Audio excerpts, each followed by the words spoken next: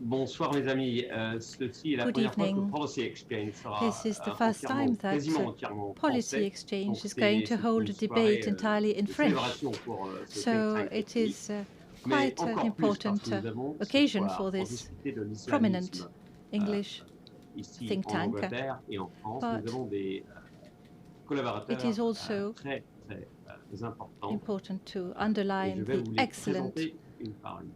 people whom we have on this panel today.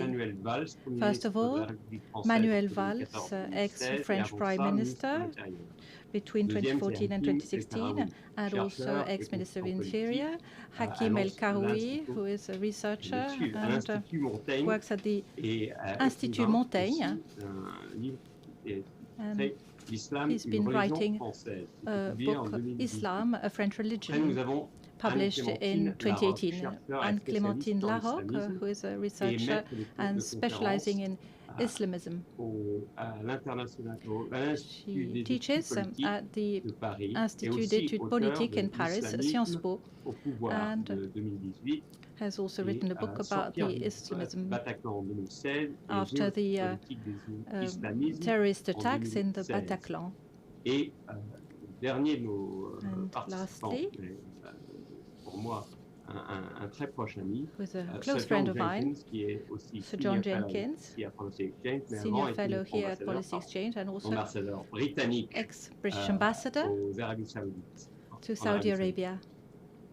Dear friends, thank you very much for being here, for giving us your time. And I would like to invite you now to speak. Perhaps I will ask Prime Minister to say a few words. It is true that in the last few days we have gone through very difficult moments, not only for France, for Austria, but also all our European friends. We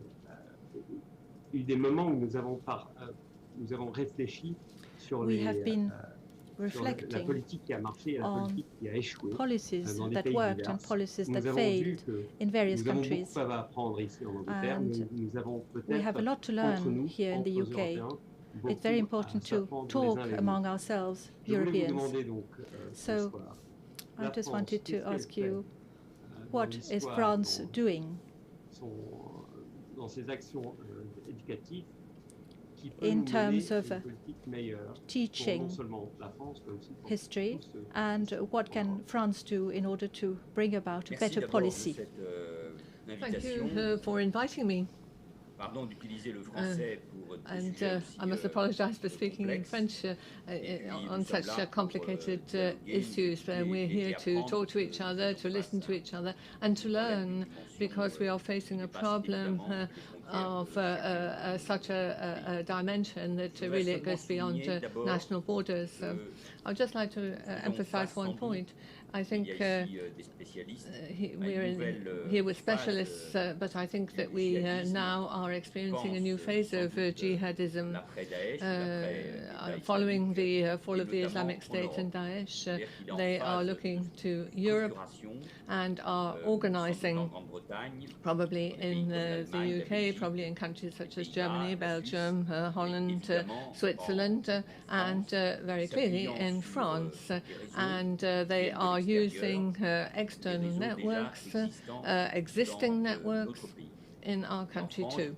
In France, as you know, we are facing a dual problem. I'll come back to that. But the first of these problems is there are thousands of radicalized people in our prisons and, of course, in society.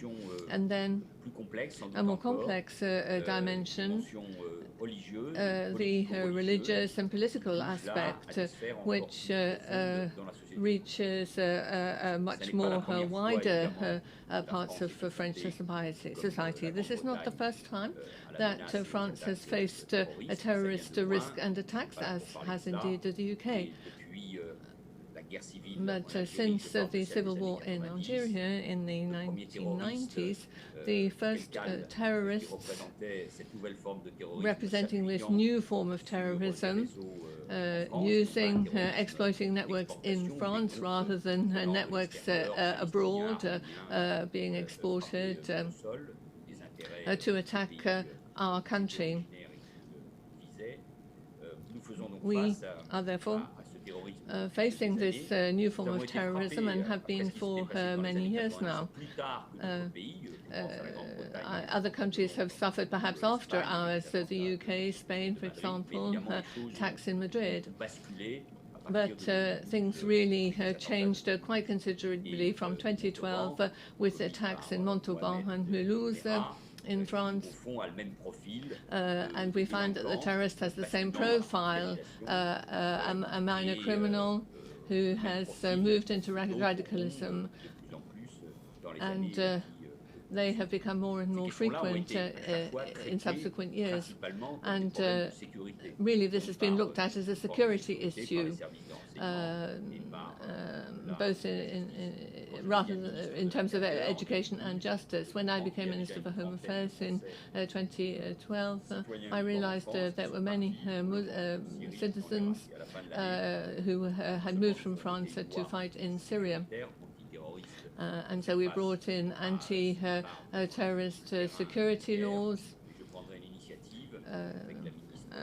taking an initiative with the Prime Minister in Belgium and also Theresa May in the UK to coordinate what we would do, because there were thousands of Europeans, 10,000 who went to Syria and Iraq, and who represented at the time and who still represent a real risk to our countries. We had to face that between 2012 and 2016. There were dozens of attempted attacks. We had the terrible attack that succeeded, in fact, in 2015, and then the attack on the Bataclan after that. Other countries obviously have suffered such attacks. And each time the reaction was that this was a security issue, an issue for the courts. I think that this has been something of a failure, because in terms of the de-radicalization attempts that were made, and we find that people have been sent to prison and then been released and have become the authors of attacks, perpetrators such as probably the one that just happened in Vienna. And so it would appear that the way that we've dealt with these attacks so far has been something of a failure. And indeed, there has been a series of attacks. So France has been attacked, attempted attacks, and attacks that have actually been carried out against our forces by individuals who were radicalized and then found what they needed on the internet and attacked symbols of the French state. We've also seen in recent weeks with the trial of the people involved in the Charlie Hebdo attack.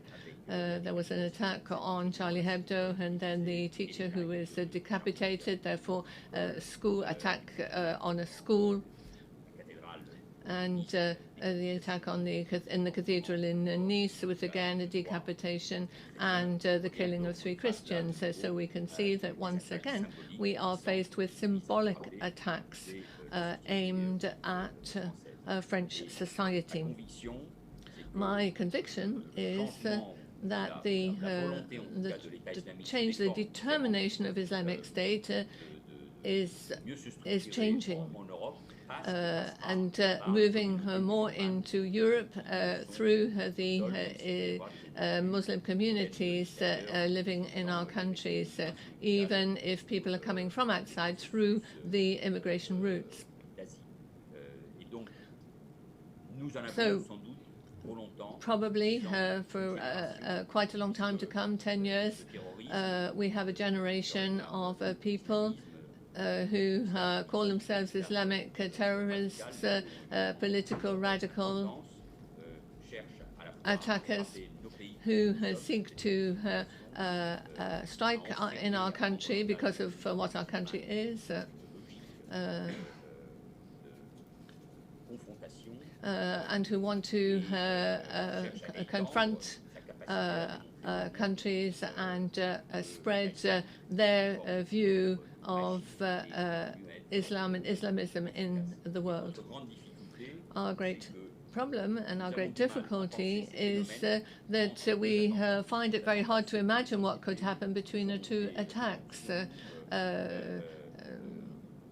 When an attack occurs, there is obviously a response. The populists shout harder against Islam, immigration, and so on.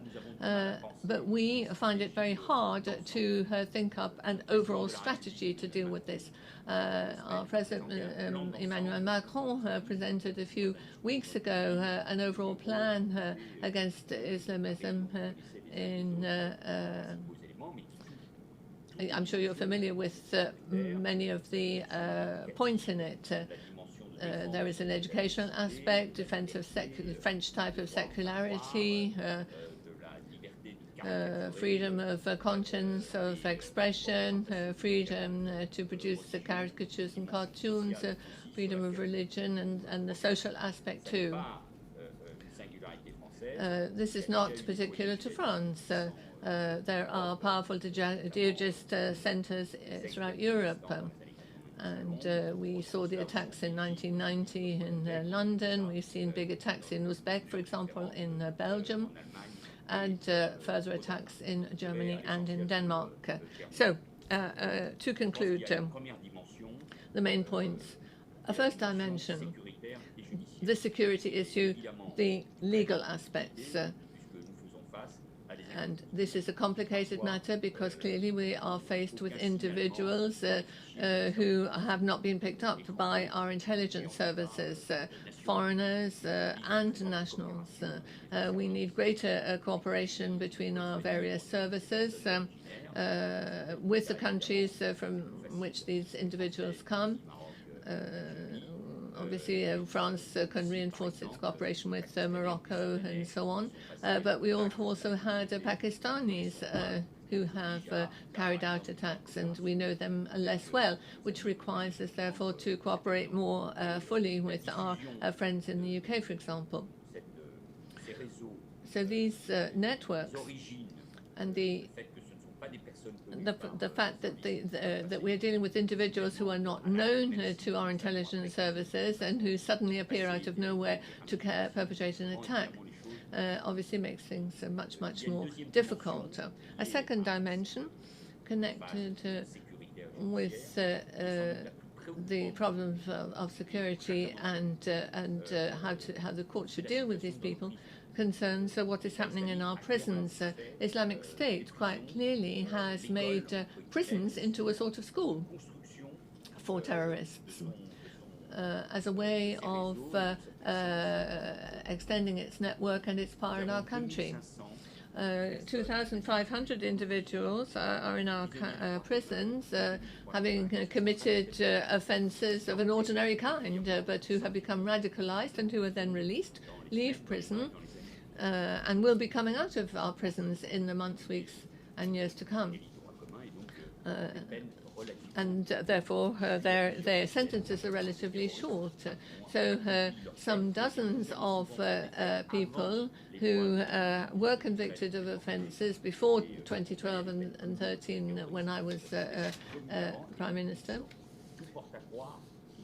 And we have every reason to believe that they are a real threat to us all, to our countries, and to our democratic society. See what has happened in Vienna, and it is very difficult to stop people from becoming perpetrators as they leave prison, because obviously we respect the rule of law. So the process of radicalization,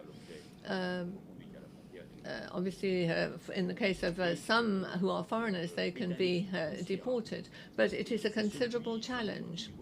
And I think it is the factor, I think, that worries me the most as of now.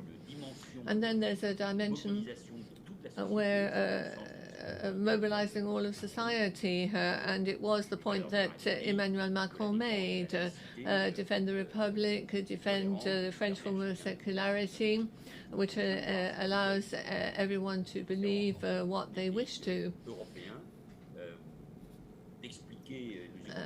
and he was explaining that it was not just an attack on France, because there are attacks in other countries that don't have the same tradition. I apologize, but we have many questions, and I will ask you to conclude. And the last dimension is the religious dimension, the way that Islam is organized in our country. I think that will come up in the discussion we are having. Thank you. Thank you very much indeed. Mr. El Karoui, perhaps I'll ask you to be brief if possible, if you could stick to about 5 minutes. We have had an excellent introduction by former French Prime Minister, and you have also written on Islam as a French religion, as you call it. So we'd like to hear more about this, but perhaps I'll just like to give some information to anyone listening. If anyone has a question, you can, as it were, raise your hand in a virtual way, and it is possible to ask questions either in French or in English. Mr. El Karoui, you have the floor. Unfortunately, your microphone is muted. Perfect. Can you hear me? Yes. After what Mr. Valls has just said, perhaps I will present context of what Islam is in France, and then we'll envisage what we can do. First of all, there are many mistakes in the minds of people as to the proportion of French Muslim people. A lot of people answer 30%. That is not the figure. It is about 8% of the French population. That is about 6 million people. 10% are under 20, and that means that it is 8%, but it's particularly young. It's a young segment of the French population. 12% under 18, and 15 and 16% of newborn. So that means that Islam is in fact a religion that is increasing in France. Second, very often we think that Muslims are foreigners, whereas in fact half of them are born in France and 3/4 of them are French. So it is no longer a foreign religion. Third element, sometimes we believe that there is a great dynamic of Islamization. But what we often forget is that there are more and more French people who are Muslim and go off religion, and there are more people leaving Islam than new converts.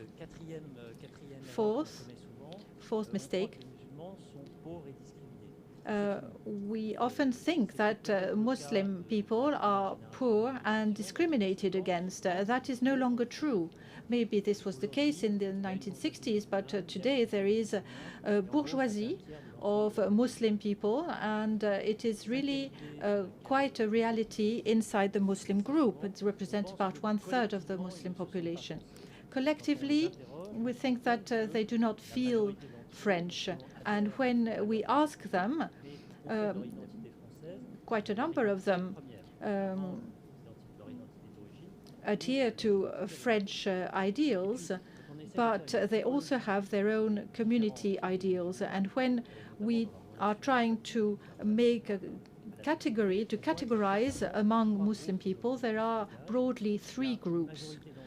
The majority are French people, ordinary French people. I was even going to say they are Catholic, almost the same as other people. They are believers, they practice their religion, but they have adopted the habits and traditions of the French culture.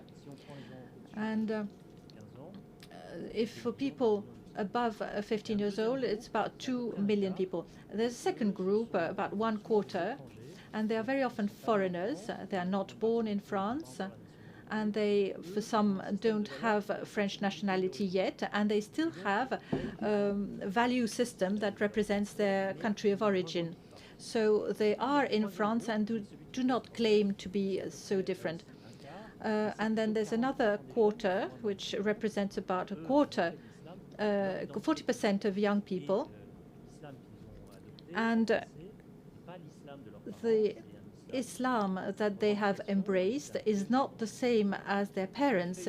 It is much more Islam that claims to have a hierarchy in the various values. It is an authoritarian kind of Islam that intends to convert other people to Islam with the traditions of their society. So the group that is really a problem is this last group. 1/4 of the Muslim population is about 1 million people. So what's happening? There is a sense of marginalization. And what people say is that French society is against you, and you have to guard against that. And then there is a search for identity. There are youngsters that do not belong to their country of origin any longer, but they're not yet French, so they are trying to find identity to substitute that. And they are trying to find a response, a global answer that can relieve this dilemma. Third, we mustn't underestimate anthropological movements. I think that the French model is an assimilation model. You come to France and you arrive with your values and your models, and then people tell you you're going to be assimilated, you're going to be an ordinary French citizen. But it is a route, it is a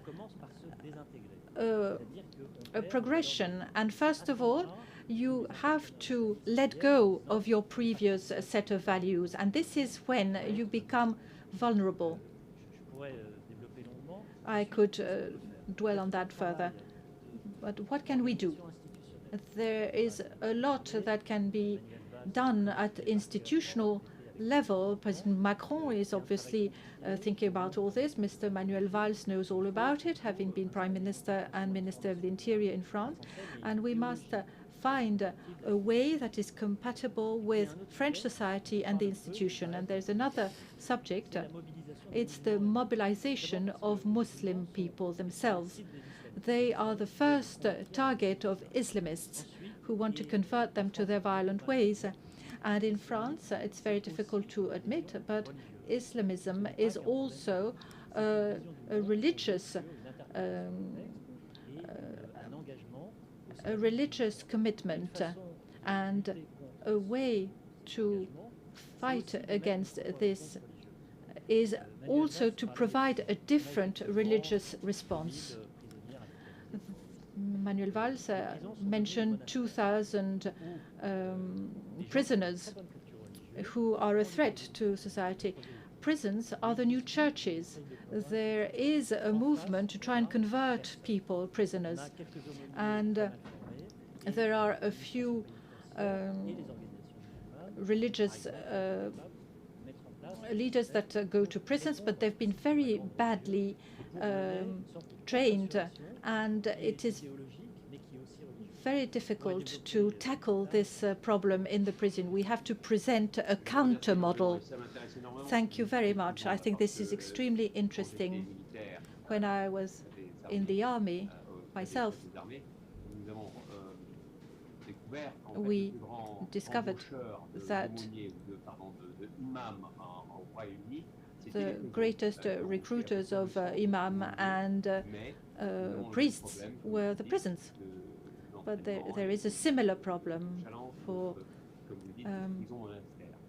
training these religious people.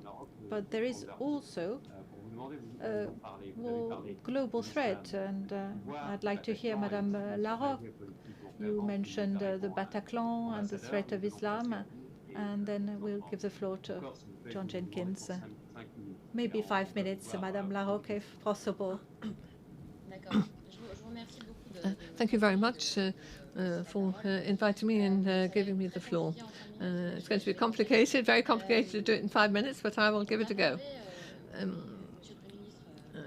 The Prime Minister has already talked about this, and Hakim El Karoui as well, about the words that are used. I'm a researcher, but I'm also part of the Institut Judiciaire. And in the last 4 years, in various ways, I've been able to see how anti-terrorism operates. And one thing I've understood is that the justice system is one of the first bodies in line when it comes to fighting terrorism. But in fact, we have a penal structure in France since 1986, which unfortunately means that when the Mera attack came, and then 2 years later, the crime of individuals, a terrorist enterprise, was created.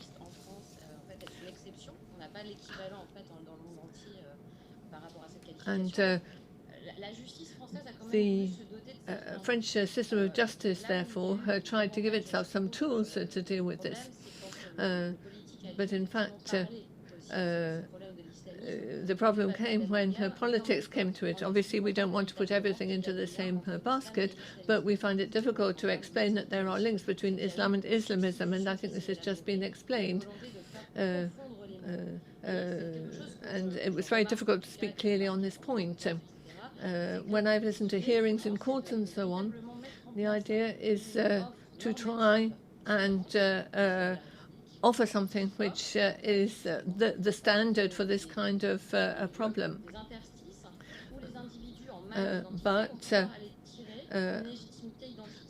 In fact, it creates gaps where people who have a problem of personal identity in terms of no longer belonging to the country that came from, such as Morocco and so on, can find comfort and solace.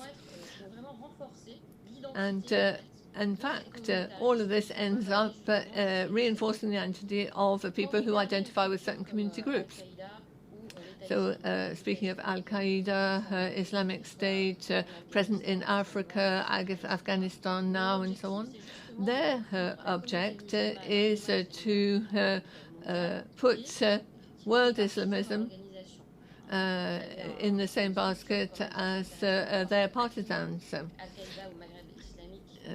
You have Al-Qaeda in the Islamic Maghreb was created in 2007, for example, by an Algerian.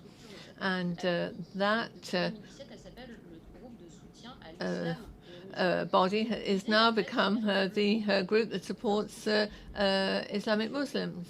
So there's quite a lot of creation of confusion in people's minds, and the whole country can be affected by this.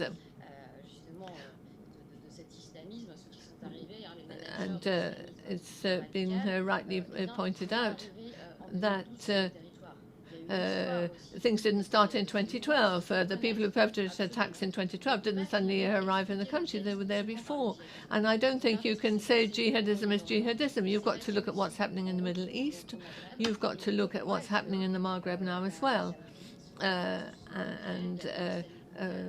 And also what happened in Saudi Arabia. Why did Muslim Brotherhood suddenly decide to start exporting their model in the 60s and 70s when you have a big diaspora with a lot of Algerians and Moroccans coming from their original countries to work and live in France? So there's a connection.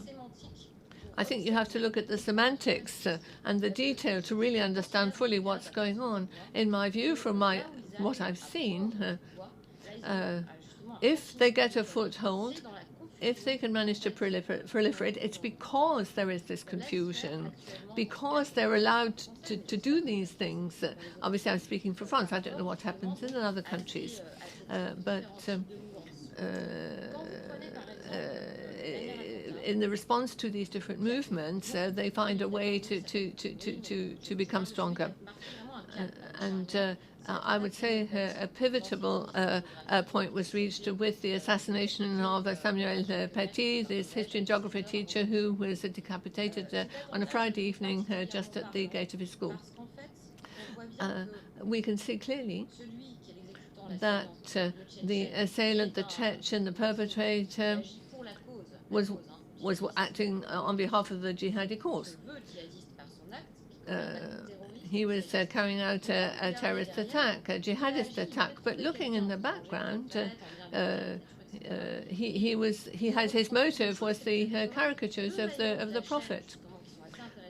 And I think there are two links in this chain, that you have a community group and you have an Islamist.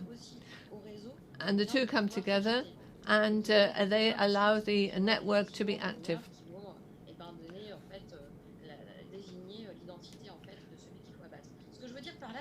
And when you look at what happened there, this is not a commando group as it was in 2011 when Mr. Valls was in power. This is an individual who is using an ideological network. The father of the daughter who went to the school. So exploiting this, and he called on vengeance for what was happening in the school. And so these are people who want to do something, who want to carry out an act, and they can use networks in the community that exist, because there is that legal Islam network, if you like, within which the ideology is proliferating. And this is causing us a major problem today. How to legislate against this sort of thing? Our Minister for Home Affairs has called on the dissolution of Marrakesh City. And we'll see how the associations respond to that. But the association he's talking about is perfectly legal. It's been monitored by the intelligence services for many years. And in fact, it has been given the capacity to exist legally. So we have to look at what has been set up and allowed to be set up, and allow this new discourse to proliferate. And when it comes to what we can propose, if we look back with hindsight, I think we are seeing an increase in power, not of the traditional Islamist territories, but it's more ethereal in the sense of the way people talk and express themselves. We were saying that perhaps it would be a good idea to use the Islamic religion to counter this discourse, but I think that having been a teacher myself in history and geography, as it happens, I really feel that the current generation, which is affected by Islamism and is said to be radicalized, engaged on behalf of the cause, we're finding it very difficult to de-radicalize. All the measures we've been able to put in place have proved to be very weak in face of the challenge. And I think we have to look to the next generation. That next generation needs to be protected in every place where children socialize, in the school, in the sports clubs, all the places where they meet, all the places where they do their homework. The Quranic schools are a problem. And really, to conclude, I think you have to really put words to all of this and really look at where people socialize. Thank you. Thank you very much indeed. I think it's particularly interesting to hear about the change of generation. And I'm sure that we'll also mention internet and the spread of Islamism through internet. The spread of religion and all sorts of political trends. And it is thinking globally and particularly of the Arab world that I would like to turn to Sir John, who was ambassador to Saudi Arabia and who wrote a book also and was advisor to the British government.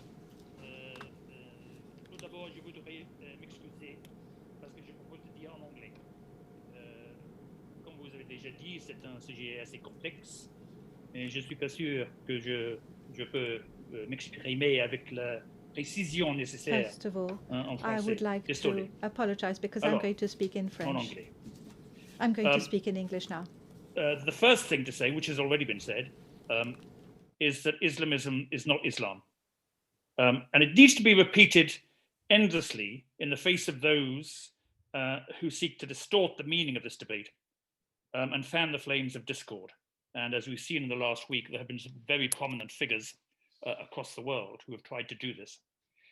There is, of course, connectivity between the two things.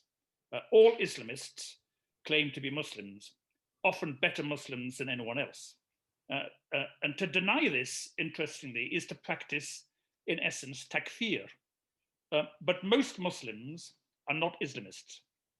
Second, Islamism, in all its forms, and there are different forms, presents a sustained ideological and in certain circumstances a physical threat to the contemporary Western state, both domestically and externally. And this challenge has nothing to do with the historic rivalry between Islam and Christianity, or indeed Judaism. And again, this needs constant restating. This is not a war of religions. And the paradox is this: Islamists claim to represent the revolt of the post-colonial Muslim subject, the revenge of a particular class of the dispossessed, in the service of a God from whom all earthly legitimacy and power is derived. And many commentators take these claims at face value, seeing in Islamism a justified, or at least understandable, response to oppression and Western arrogance. But Islamism, which proclaims its own authenticity so loudly, is in reality steeped in Western ideas, from the Fanonist concept that violence is a precondition for the reconstitution of the post-colonial subject, to ideas taken from Spengler and Spencer of the decadence of the West, and the insistence taken from Gramsci on the overwhelming importance of ideational hegemony. The ghost of Sartre, an admirer of both Fanon and indeed Ali Shariati, is there. So is that of Michel Foucault, of course, the man who saw in the late 70s in Khomeini a welcome, an avenging avatar of Walter Benjamin's Angel of History. Also Carl Schmitt, Marcuse, Nietzsche, going back to Hegel. These influences are often misunderstood and transmuted in Islamist thought, but they are always co-opted in pursuit of an often brutal Islamist revolt against Western modernity. Islam is something that has been incubated within a long tradition of Western antinomian thought. And this, of course, explains its attraction for certain currents on the left, Islamo-Gauchism, the Green-Red Alliance, call it what you will. And this is one reason we continue, in my view, to underestimate the challenge. The violent attacks we've seen in these last 2 weeks in France, Austria, there's been a couple underreported in Germany as well. All those we have witnessed over the past 20 to 30 years are meant to terrorize us. But the ideology of Islamism, which emerged out of an anti-colonialist milieu and is now instrumentalized by those who despise Europe and its foundations in secular law and statecraft, is designed to demoralize us, to sap our will to sustain our societal structures on underlying principles which have evolved over 1,000 years. You can see this in the insistence by Islamist theologians on the supremacy of their sacralized ideology. Just listen to what Karoui says on YouTube. You see it in their insistence on the inevitability of the triumph of Islamism. You see it in the ways in which Islamists seek to construct and protect their own sacralized spaces of law, welfare, and governance, a set of actions which seek consciously to recall and repeat the imagined practices of the first Islamic community in Medina, its triumph over the pagans of Mecca, and the destruction of empires. And there are different ways in which this has been expressed across Europe, reflecting the different political sociologies within which Islamists work. But the DNA is the same. The ultimate aim, whether through physical force, participationist struggle, or a Gramscian campaign of maneuver, is the same. The overthrow not just of the secular by the sacred, but the occupation of the Habermasian public space with an intolerant supremacist and supersessionist ideology controlled by a self-appointed exegetical elite who admit no argument. And this is not simply a challenge for Europe. Those most immediately challenged, threatened by the Islamist project, are Muslim majority states and Muslim communities. That's why it's often Muslims who see the dangers most clearly. And they've tried to warn us in different ways. Bassam Tibi, for example, or Ahmed Mansour in Germany, Kamel Daoud in France, or indeed the excellent reports that Professor Karoui has produced in the Institut Montaigne, the late Shahab Ahmed, Aziz Al-Azmi, or Mohammed Mujtahid Shabastari, who was a friend of Shariati in Iran and has now become a revisionist. And their message is that we need to regain normative hegemony in an era of fractured allegiances, and that this is a generational challenge. And that was also a key message of the excellent report on Islamism, which was very underreported here in this country by the French Senate in July, I think it was this year, in the summer of this year, which talked about the dangers of the normalization of Islamist discourse, which is what Madame Larocque was talking about, as the only approved way in which to speak about Islam. If you control discourse, you control meaning. And it's that for me stands in the way of integration and mutual acceptance. And as President Macron has said repeatedly, the true battle is one of ideas. It's with Islamism, not Islam, and we're halfway to losing that battle through ignorance and complacency.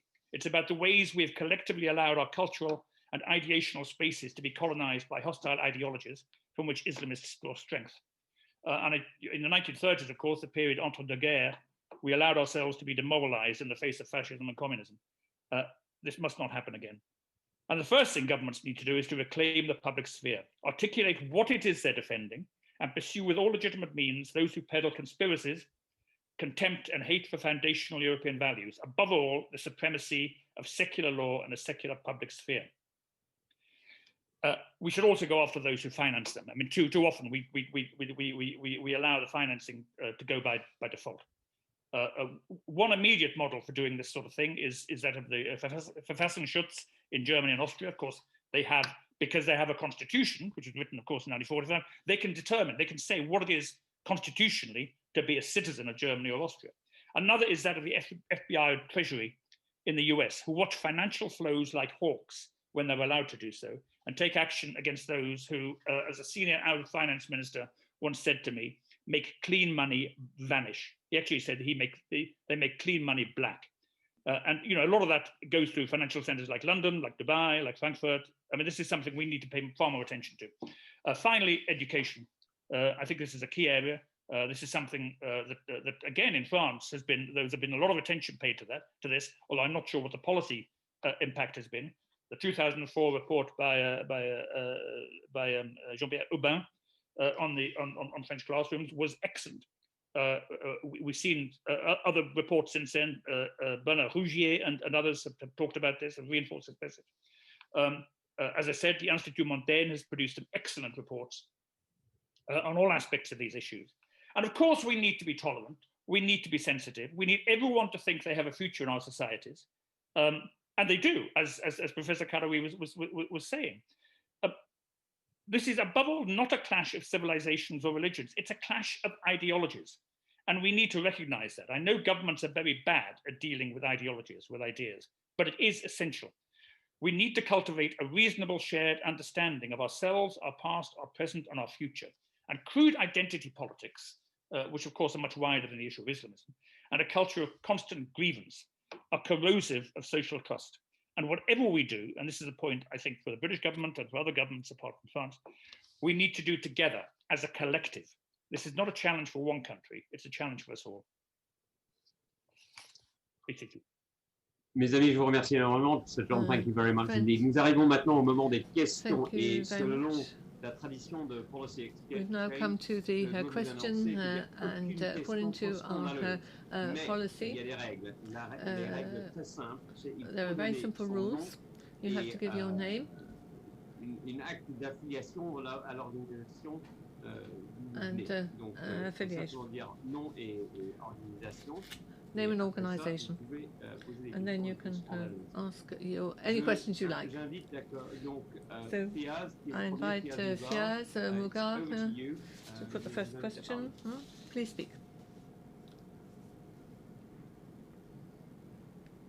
Thank you very much. I just wanted to confirm, obviously, what Sir John was saying, but also, and I hope you can hear me.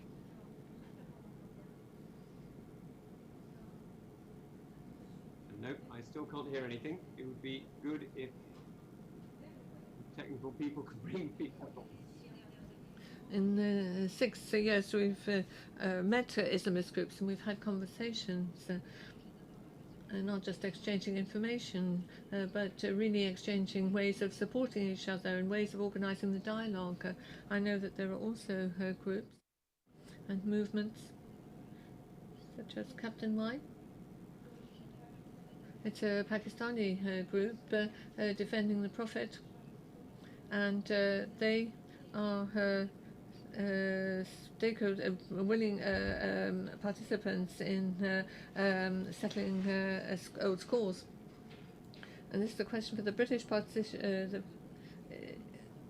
Is the French government going to look at connections, not just individual to individual, but also ideological, financial? Monsieur le Premier, je vais vous demander de répondre à cette question si vous avez bien entendu. Could you answer that question? I hope you heard it. Très brièvement. Yes, very briefly then. Et cette question me permet and indeed this question allows me to be even clearer on the point. We need, it is as a principle to nominate the adversary without being afraid and without being afraid of stigmatizing. We have to say our opponent is radical political Islam. We have to be clear.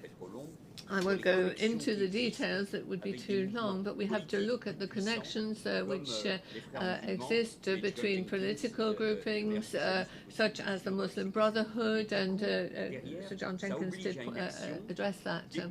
We have to ensure that our governments can dismantle some of these organizations, and indeed this is what is happening in France, the dismantling, the closure of a particular grouping, and that is a strong political act, and it will change things because the organization in question had traditional links with left-wing groups and far-right groups. So here we are getting at something much deeper, and again we have to understand exactly what's happening. I fully agree with what Hakim El Karoui has said on the situation of Islam in the country, but as he and Clémentine Larocque know, we must not be naive, and Sir John Jenkins did mention the good work by Auger and Ouichon about what's happening in our city districts, and really, as has been emphasized, we have to challenge things, and we have to be more offensive in what we do, and we have to go into all of this deeper in the school, because it's the school that transmits universal and national values. There's a second battle to be led in society, within the places where people socialize, such as the sports clubs and so on, and the debate could take different forms, and also we need the cooperation, which the questioner mentioned. How can we connect with these groups that we know much less well, such as groups originating in Pakistan? We can see very well that France had very good relationships with its former colonies. But if you've got a Chechen attacking in France, that raises the question of what the community of Chechens in France is all about. So we have to address the different forms of practicing Islam and the different cultures that are connected with that, and therefore, and we do need much deeper police cooperation as well every time there is an attack. And it must be said that there is high-quality cooperation already between the UK and France on that score. And indeed, we have two of the best institutions about the Arabo-Islamic world on all of the points about what's happening in that area. As soon as you say that Islamism is our enemy and there is a problem with the Muslim Brotherhood, then you affect the religious, the political, and the diplomatic attitudes, and you really start to get to grips with the convictions of the Arab Islamic world and beyond. I think it could be a difficult thing to do and even a dangerous thing to do, but how should we approach it? I think it's not just a question of intelligence and security. You've got to look at the diplomatic, the religious, and the political aspects. The other speakers have mentioned this too. Mr. Karoui, could you continue on that theme and answer a question I would like to understand better? The involvement. We hear critics of British colonialism, as you have had aussi bien qu'en France. Comment est-ce qu'on peut étudier l'histoire de notre passé, study history and our past whilst including those communities who formerly were excluded? Before I answer the question, I'd just like to word to what Manuel Valls has said and answer the preceding question. In fact, I try and study how Salafist ideas circulate coming from Saudi Arabia. It's an interesting subject because we've understood that there was Salafist ideas coming through translations into English by people who had studied at the Medina University, for example, in Saudi Arabia. That university is the Salafist Patrice Lumumba University, and it trains foreigners. So that's a point of circulation. On history, I think we really should look forward rather than back, and including all French people, even including those of a different national origin, is very important. Integration of peoples from the former policy of integration has been something of a failure, whereas it's thought to be quite successful. In fact, it's because failure is silent and success is silent and failure is visible.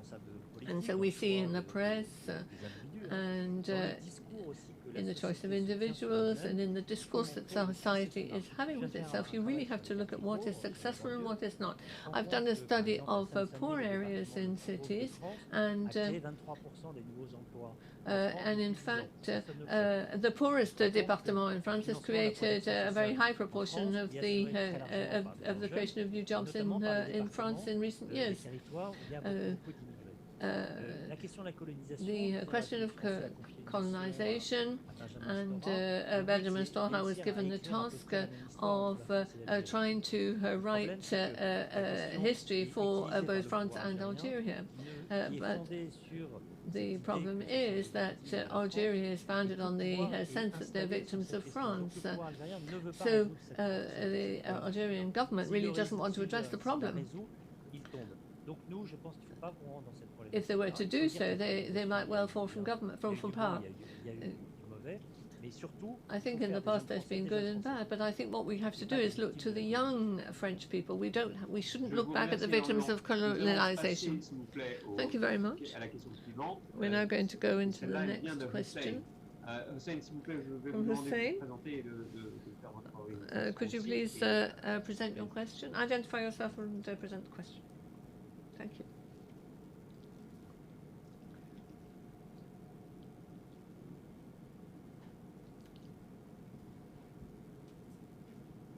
Hello. Apologies that my French is not as je parle pas le français couramment. Hussein Demirji.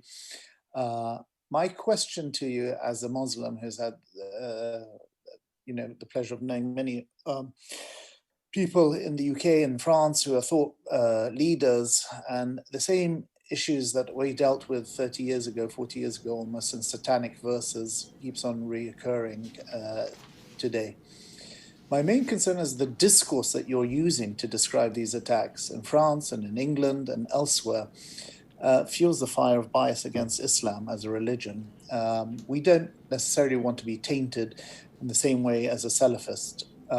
But I've noted that the stabbing attacks on 2 Muslim veiled women, the Eiffel Tower, was not described as Christian terrorists attacking.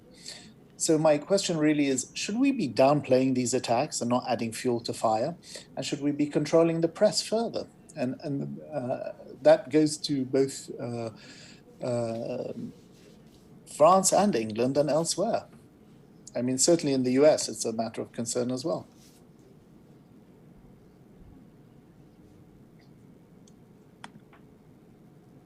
Sir John, can I turn to you first on that? You're muted, I'm afraid. I was getting combined French and English. I'm not entirely sure what the question was. the question was about the nature of the media in emphasizing or exacerbating events, as far as I heard it. I mean, I heard a bit of the issue of the Tour de Fail, the attack on the two Muslim. I mean, there are so many different news sources now. I mean, we live in an information-rich world. I mean, if you want to find a particular bit of reporting or a particular interpretation which suits you, you can. It's all there. And I'm not sure how much people take anymore their news or their opinions from the mainstream media. I mean, this is.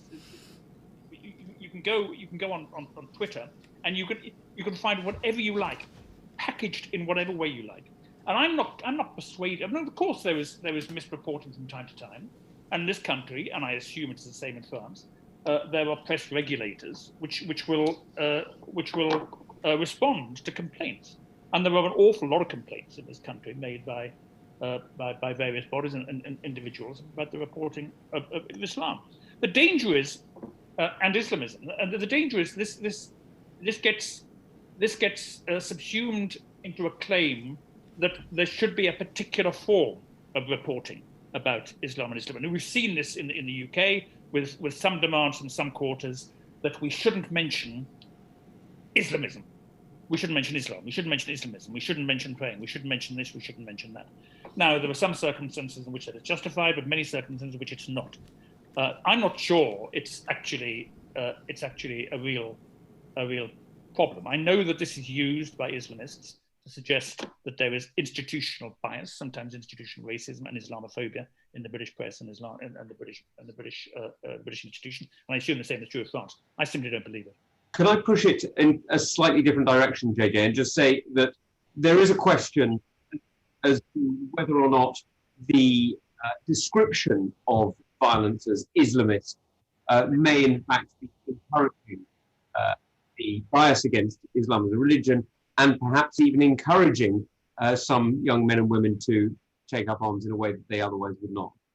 I think paths to radicalization are very complex. I think Mr. Wells has talked about this. I'm not persuaded that simply saying that something is Islamist in the press makes someone radical. I think everybody has a very personal trajectory towards this, and actually one of the key determining factors is whether you know other people who are radical, family members or close friends and so forth. I mean, these are social networks you're talking about, very, very, very intense, closely knit social networks. As for describing something, as I said in my opening remarks, if you can't name something, you can't deal with it. You can't manage it. And if you control the naming of something, then you control. If you control discourse, then you control meaning. And if you control meaning, you control virtually everything. And I think it is a really dangerous path to go down if you say that there are certain things you can and certain things you can't report. Bon, je vous remercie. Je vais passer très vite si vous permettez, car je sais qu'on a deux questions. Because we have two other questions. Je vais demander à Paddy McGuinness. And I'm going to ask Paddy McGuinness, National Security Advisor, one of our national security advisors, to put the next question.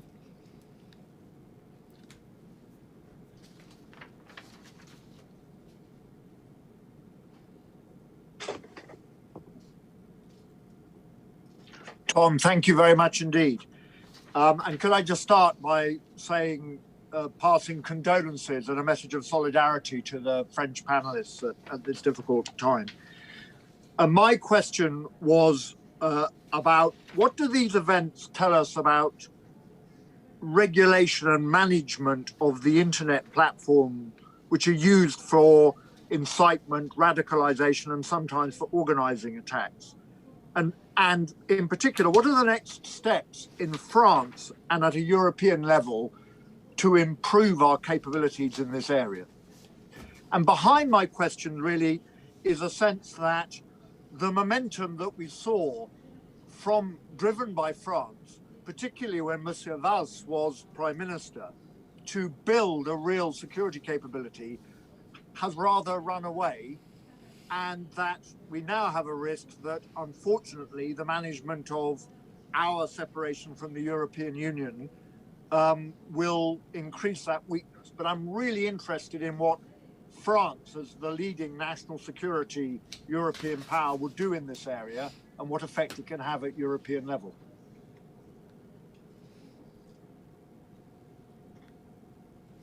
Je vous remercie. Je vais passer. Thank you. Premièrement, s'il vous plaît, à Madame Larocque. I'll call first on Madame Larocque de l'Internet. to answer the first part of the question on social networks. Yes, I did mention this, and thank you for the question.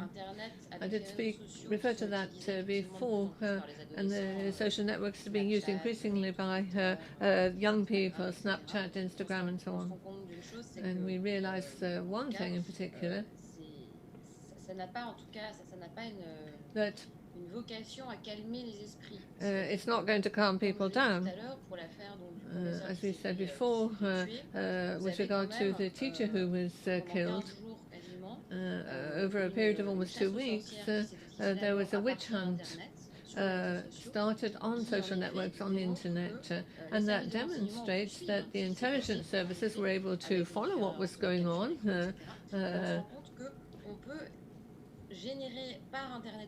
And therefore, you can manage by internet attacks that are relatively easy to perpetrate. So I think this is a real issue, and it's really a very current issue.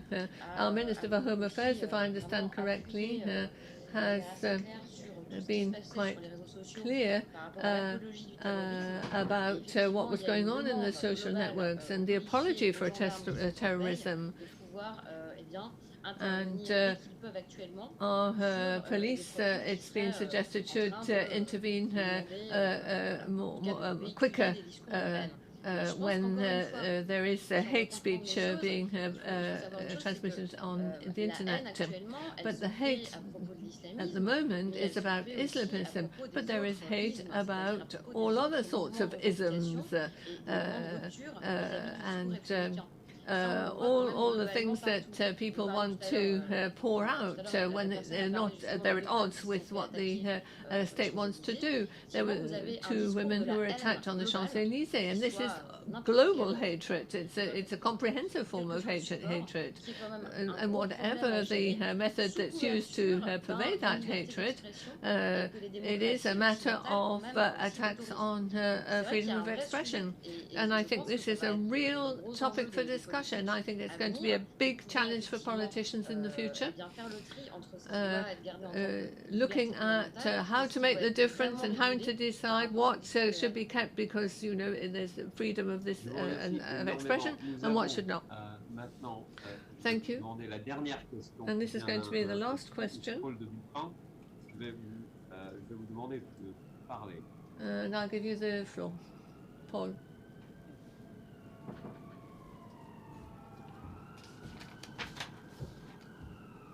Oui, vous m'entendez? Non. Oui. Vous m'entendez? Allô? Non. Ma question s'adresse et pour le Premier ministre Manuel Valls. Je voulais vous demander comment analysez-vous la cécité américaine face au phénomène du djihadisme en France. Ce sont les termes utilisés par 2 professeurs de l'université de Princeton dans une récente tribune dans Le Monde, et plus particulièrement la couverture de certains médias américains de ce problème. Un titre du New York Times au soir de l'attaque contre Samuel Paty a notamment été décrié, l'emploi du terme crackdown on Islam ou l'emploi également du terme crackdown on Muslim individuals and groups, et le fait que le terme djihadisme n'apparaît pas dans plusieurs very articles. rapidly, I could put a quick question to Monsieur Valls. What about the Obama report? It was published a few years ago, but should the UK and Britain not get together to update and republish this report? Well, first of all, the question was raised before. I think the UK and Britain really, and France really do need to work together, and with the European Union. And if we wanted Britain to stay within the European Union, it was to be able to work together on such matters.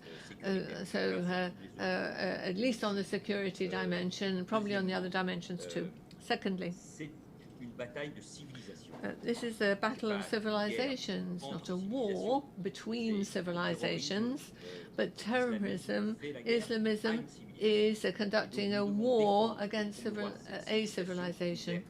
And we have to really fight that on behalf of our civilization and every one of its dimensions. Some people seem to say that Islamism is fully compatible with separation of state and religion and all the other things. There's an incredible battle to be fought, and we need Muslims. We protect Muslims against radicals, against Islamism. It's very important to say that, particularly in terms of the question that was raised before. Muslims are protected by the Republic against Islamists, and this talk about provocation, it doesn't stand up. Madrid, Berlin, Stockholm, Vienna, Brussels, different dimensions, if you like, secularism and so on, but these are pretexts to attack us. Thirdly, the issue of the schools is fundamental. I know Jean-Pierre Robert very well. He's a left-winger. It's not because he's left-winger, but I do know him very well. And for 20 years, he denounced, in fact, people who've denounced the rise in power of Islamists were called Islamophobes, to an argument used to justify the fatwa against Salman Rushdie, for example, after the publication of the Satanic Verses. We were accused of Islamophobia just because we said what was true. And it's been demonstrated, and Aubin has showed the rise in power of radical Islam. It has nothing to do with the values of the Republic in schools. I was mayor of one of the towns that was affected, and it's now becoming fashionable again. We do have to show exactly what's happening so as to help our teachers and train our teachers to deal with these very, very difficult issues. And I understand that they're going to be very scared after what's just happened at Conflans. So I think this aspect, this dimension of education, the relationship with the parents and with middle-class families, because the middle-class families often want to be involved in schools and not always for good reasons. So we do have to enlighten our teachers about the food rules, what can be said and what can't be said. So we can't let parents come in and do that. So there is a lot to be done. We need research, and I agree. We need to dust off that report and bring it up to date and look at what we can do together, particularly in relation to what we do in the schools. Thank you very much.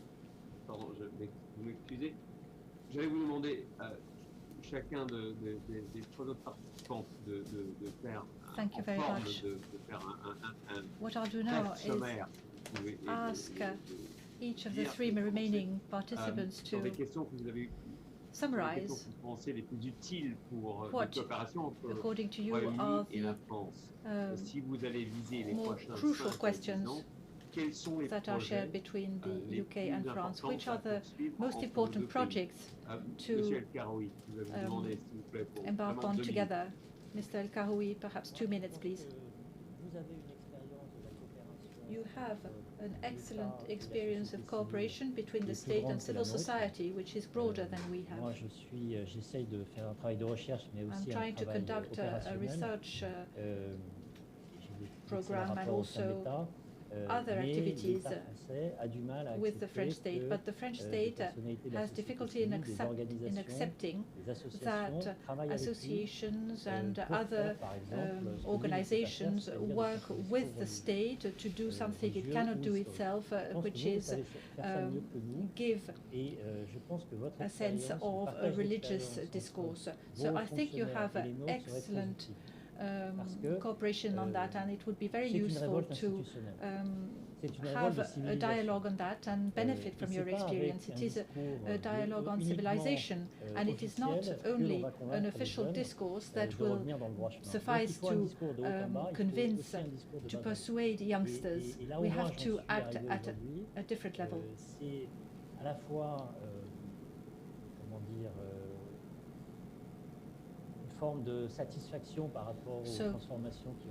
maybe there is some satisfaction compared to what has been done so far, but we also have trouble working with civil society. There is a problem, for example, in prisons. Sometimes it is difficult to have access to the prisons. John, what are your very brief takeaways? Thank you very much, John. The paradox we face, of course, is that Islamism is a global movement. It's dehistoricized, deculturated, epistemically impoverished, and the rest of it.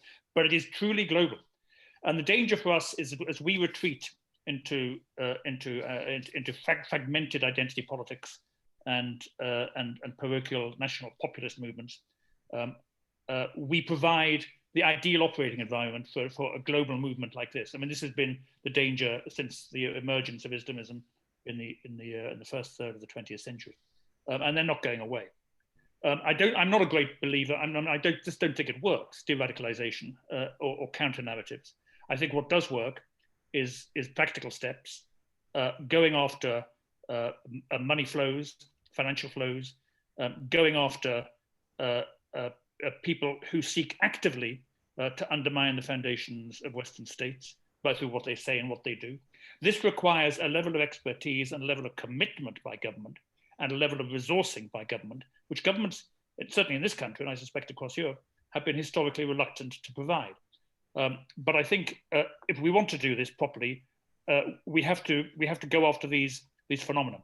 And when I did the Muslim Brotherhood review 6 years ago, I said to David Cameron, go after the money, follow the money, because the money is the thing that pumps the lifeblood around the system of this global movement called Islamism. And it's something that we can do. It's something that is immediately available. It also helps with engagement in the Middle East, in the Arab world, where corruption is is perhaps the most significant obstacle to good governance. And all these things come together: ideology, corruption, bad governments, terrorism, with organized crime globally. Je vous remercie énormément. Madame Larocque, je vais vous demander aussi à vous, pour vos derniers points, de quelles sont les articles d'opération entre nos deux pays. A few comments as a conclusion. What can we do in the coming years? Thank you.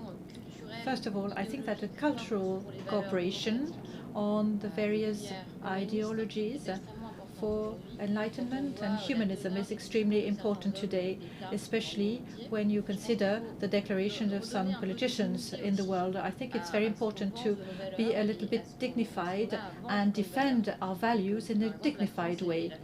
And it seems that Britain and France could speak with one voice on that. Something that would be both clear and appeasing and also easy to understand for people.